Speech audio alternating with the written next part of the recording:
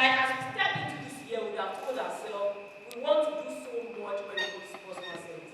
And we have outlined the things we want to do and keep doing. And we have told ourselves the things we would never do. Never do. And everyone would have bought into the vision. We will run it like a vision. That this year, customer service has got to be top notch as far as business is concerned. It doesn't happen by mistake. And it can't happen by it being put beside the name of a particular person. That, oh, when it comes to customer service, Nike or Kenny, forgotten. Kenny, thank you. I met her the last time we visited Becky. Alright, so now, customer service that is tied to one person's name has failed. They all have the understanding that customer service is about helping. So who have you helped? Who have you helped? Who have you helped? That's the question. If you can answer that question, who have you helped, you can tell whether your customer service integrated or driven or not. When people step up to you and ask questions, maybe the stakeholders, and maybe it's the particular one that you know to be very naughty. Don't forget, we cannot all be the same. But we need everybody under this umbrella, don't we? So, when someone walks up to you and asks a question, what's usually your disposition? You can easily give yourself a rating on the go. So every one of them understand that customer service is nothing but helping, just creating help. You have the company, I think it's Zappos, when the customer care person is talking to you and they hear the cry of the baby at the background, they send a blanket for your baby whose voice we heard when we're talking to you. Silly, right? Silly things, but those are the things that count. Little things are the things that count. Look, you can go to any school you want to get to. Anyone that doesn't tell you these basic things will not help you sustain what you are able to attain. It's important to know that it's not the big things that count at the end of the day. It's the little things, and you find out why the little things count. So all of them understand that it's about helping. So always ask yourself every day, who have I helped today? Who approached you in your office and asked, like, they said something at the stakeholder meeting and I don't understand. Go and meet Mr. Even when you know it. You could claim to be very busy. But how busy can you be? Being too busy for the person that employed you. The customer employed you. So even when you're going to make references like, oh, I don't seem to know so much of what you want me to tell you. But could you just hold on? Let me put a call through to this office to find out if the person can help you is at his desk or her desk. And then you get back properly. It doesn't cost a fortune to do that. How much did you spend to do that? You spent empathy. You spent the sense of help to serve and to care. We all need to break those hardness within us so that we can soar in our career. Because everyone who is a customer service-oriented person doesn't stay on the ground in any career. They always find their way to the top because people are the ladder that you climb to the top. So every day you meet the people who should recommend you without you knowing, and you have treated them wrongly. Because perhaps you didn't understand that it's all about sex. So you're not here to work and earn a pay only. You're here to help. And even when the helps are not recorded, because sometimes you may not write it in your weekly reports. We're going to be doing workplace reports tomorrow. Maybe you didn't even include it in your weekly report that I helped somebody answer a question. You're like, tomorrow. But you see, it never gets lost. It doesn't ever get lost. Someday, there's going to be a convergence of all the people that you've been helping from time to time. Even when it's out of your way, like you go out of your way to do it. There will be a convergence. And there will be a recommendation. And at that point, we're like, oh, but I've just been doing what I thought I should do. Reckoning will always come. But we all pray that our reckonings are positive and not negative. So the next thing that they all did, or still do, what can you see that woman doing? She's trimming that shape to what it should be. In her mind, she has what? What she does have in her mind? Square. So when I said that it will not happen by wishing or by mistake, it will happen by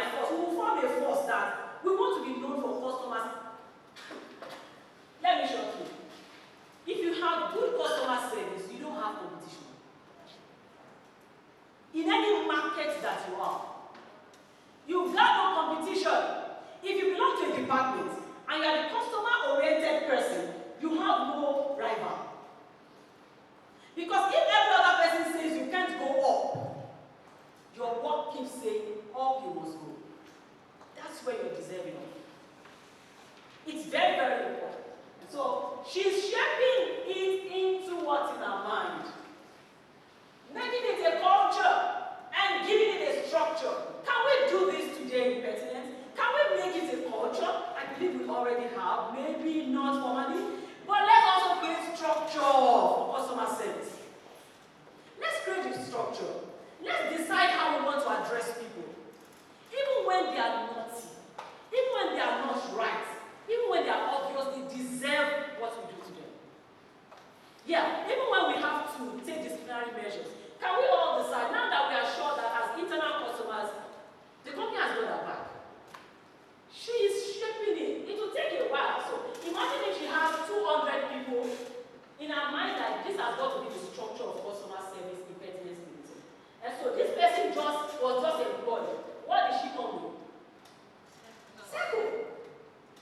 So maybe this came with a sphere or something, I can't say. But successfully shaped this. And so it took deliberate action. It took deliberate action to get everyone to flow in the same direction. They all gave it, they made it a structure and gave it structure. Made it a culture, gave it structure. What is a culture? We all learned it from primary school. It's just the way of life of the people. So, is it possible that very soon, out there in the marketplace, and our industry is becoming more and more saturated. So if you are joking with customer service, you are not helping yourself. You don't try. It's naturally going to stand you out from others. Some others might have very cheap things, like maybe they have every other thing that you have. You sell cheap, they sell cheap.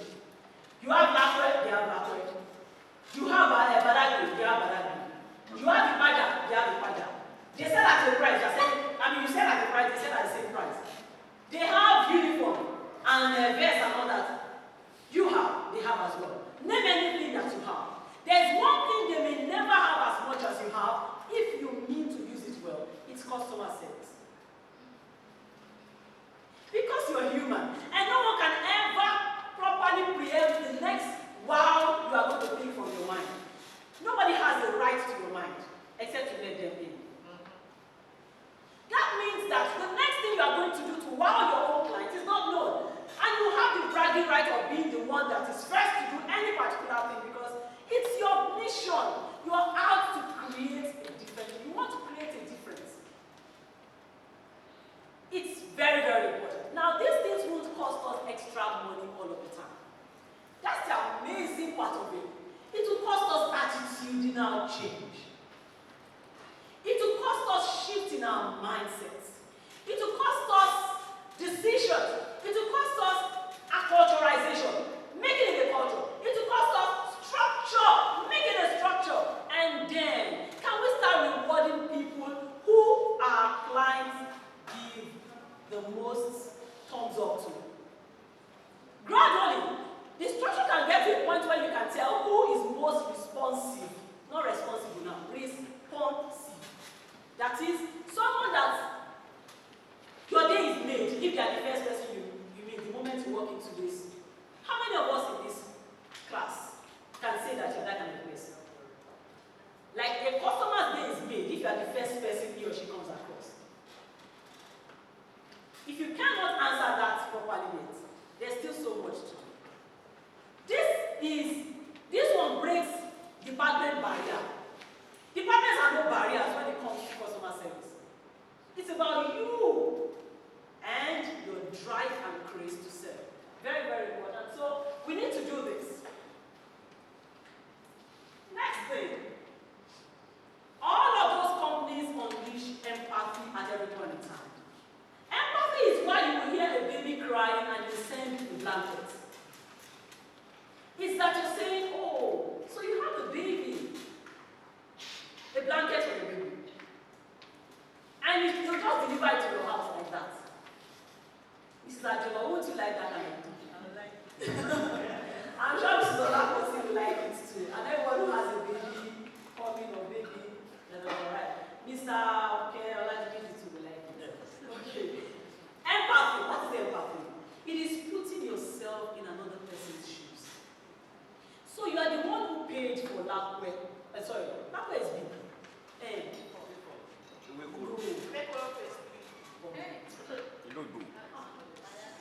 I used to be a supermarketer in that place. All of you, so everybody has what is that? It has S now. Shojolu.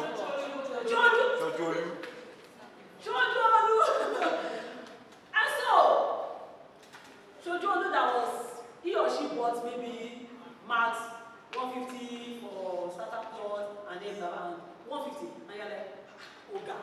Àwọn tí wọ́n sanwó dáadáa, àwọn ọmọ kí ló dé? Kí ló dé? Àwọn tó san millions, they don't give us stress. You see these people, you are wrong. Because if you put yourself in his or her shoes, and all you had and still have is 150,000 Nigerian money, and you pack the money, the investment after working in several months in your office where they pay you for 5,000. And you put it together. Do you know what 5,000 is to make 150? And you told your family that we must do this thing this year. This land we must buy. And then everybody starved. And you put your 150 together. And you heard that pertinence can be trusted. You are talking about acquisition. That's where you attract. You have gone out to talk about publicity. We have sent jingles out. We have sent flyers out. Our stakeholders have littered every part of the street with information. And so the person heard from one of your league that you can trust this organization and came based on trust and dropped the 150,000. And at the end of the day, because he has heard so many stories about land issue, he's scared that he might not get the land. And then it happened that there was a delay, maybe policy issue, in giving him his allocation. And he comes here to shout. Yeah, I want him why. Makawai, why will you shout? 150, ordinary money. See, let me tell you the truth. You must live with empathy, putting everyone you meet in your shoes. That guy knows what 150K means to his life. You may be worth millions. It doesn't mean. So it shows how professional you are in terms of customer service if you have empathy. The next one, every one of them do follow up and follow through. Follow up is keeping pace with a particular issue. Following through is to follow it to a logical conclusion and bring feedback. So you can't be said to have followed through on any issue. So check your file. Which of your clients has an issue that has been hanging for years? It's not customer service proper orientation to have issues pending and they are not clear the result. Follow up and follow through. One of the things I'm doing. Next.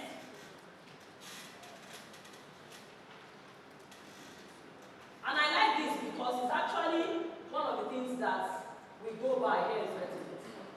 All of them choose to make it easy for the customer. So here we say, making life easy, making life simple. So, can we leave it? Can we leave it more if you already are? Because it will make people want to do business with you than go to a Uber Swap system. No time to check time. People don't have time to waste. So if they know that if you enter, what do you think gave GTB the kind of crowd that they have today? When they stormed the industry, they came with IT that ensures that you don't have to queue or sleep. Although people queue and sleep there now because people have now come in their jobs and maybe they don't have the capacity to contain the kind of success that you have. Or maybe it's policy stagnation, I can't say.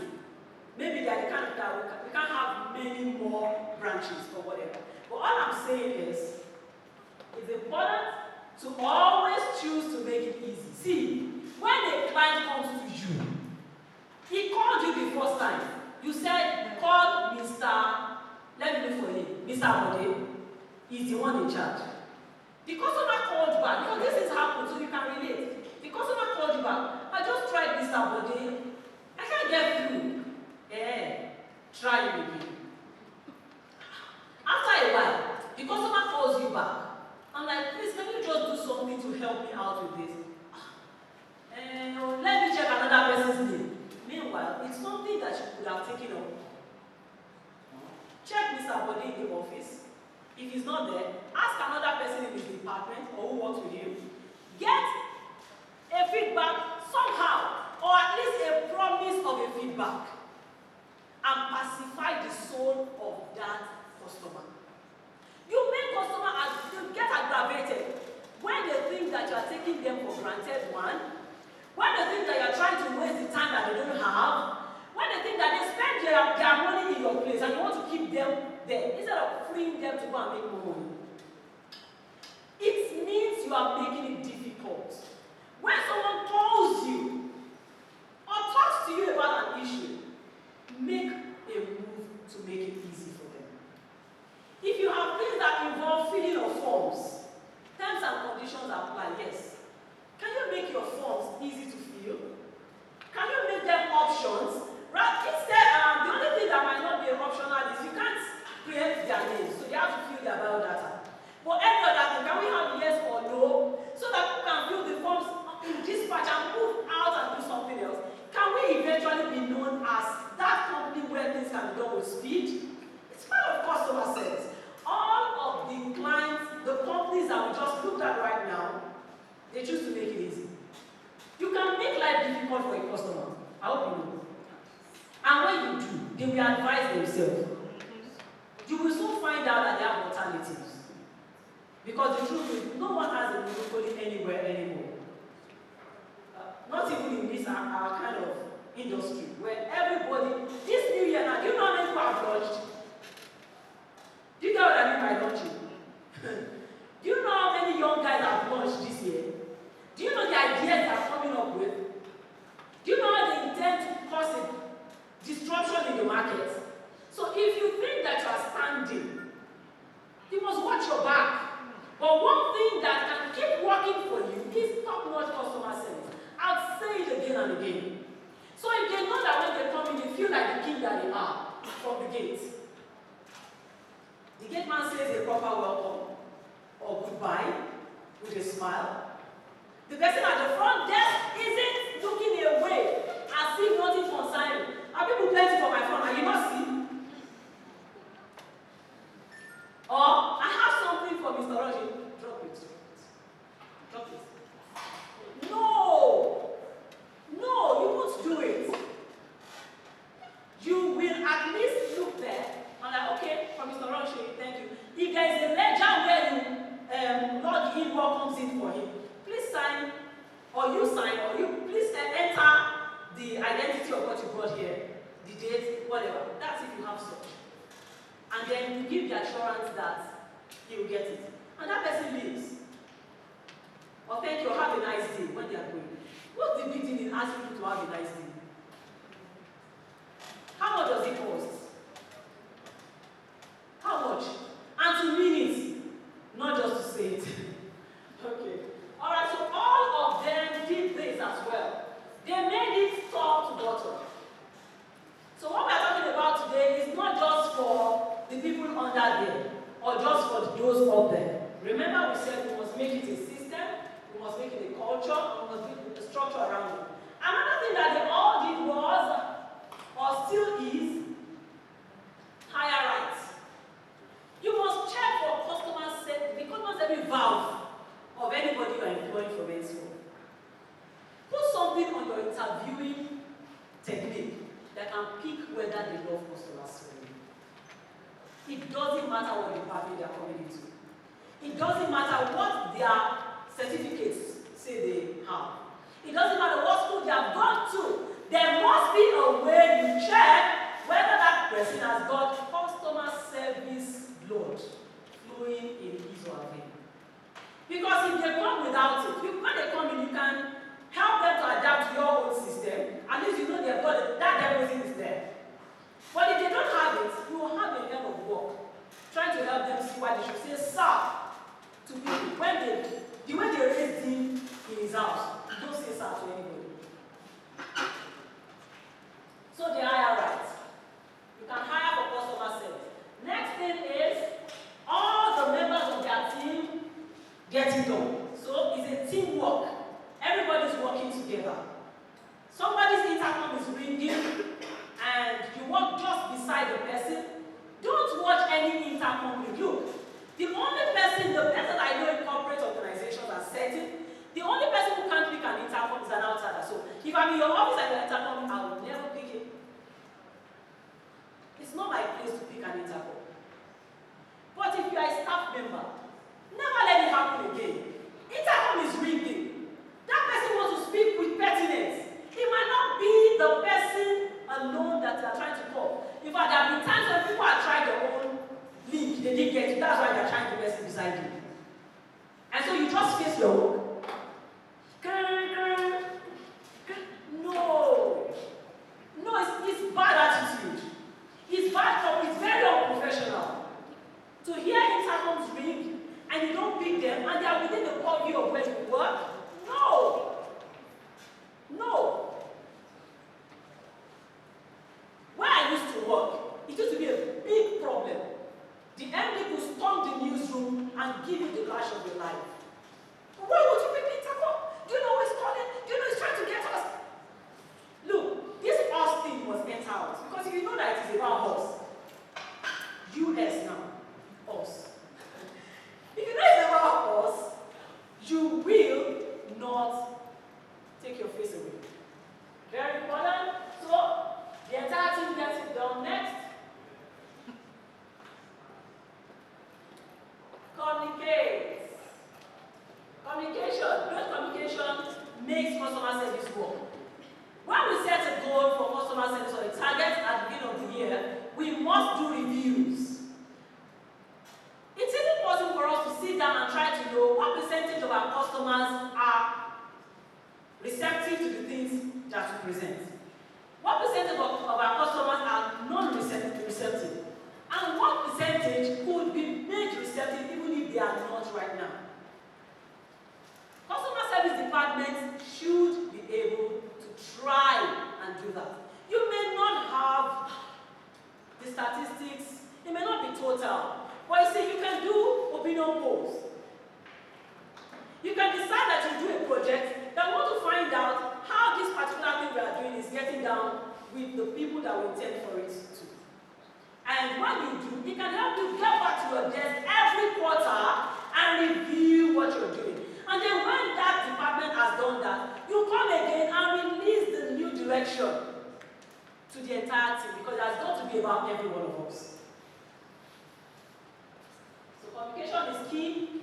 They had that done. How many minutes do I have to go? So I'll know if I can go here. Did I have a time check? No. Okay. But I know we started about 9, and I have 2 hours 30 minutes. Okay, so we still have time. The next part we are stepping into, I don't know, we've done 2 parts now. I hope you clearly can remember. What was the first thing we tried to establish? Find your customer. Find it. Okay, find it.